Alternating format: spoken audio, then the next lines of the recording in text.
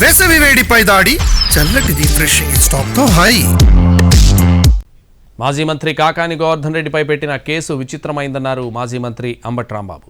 సోమిరెడ్డి చంద్రమోహన్ రెడ్డి ఫోటోలు మార్ఫింగ్ చేశారని ఫిర్యాదు చేశారన్నారు. గతంలో కేసు నమోదు చేయలేదన్నారు. కానీ జనవరిలో మంగళగిరి సిఐడికి ఫిర్యాదు చేశారంటూ విమర్శించారు. కాకాణిని కోర్టుకు కసబ్ను టెర్రరిస్టును తీసుకొచ్చినట్టుగా తీసుకొచ్చారంటూ ఆగ్రహం వ్యక్తం చేశారు.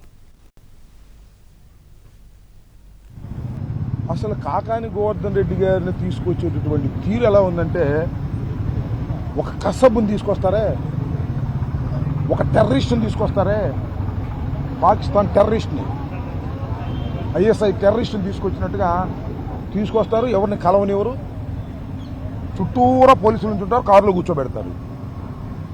చివరికి ఏంటంటే, ఇందాక మేము కోర్టు హాల్లోకి వెళ్తుంటే కోర్టు హాల్లోకి వెళ్ళకుండా పోలీసులు అడ్డగించారు, న్యాయవాదులు నెలకొని అడ్డగించారు. ఏంటిది నాకు అర్థం కాల.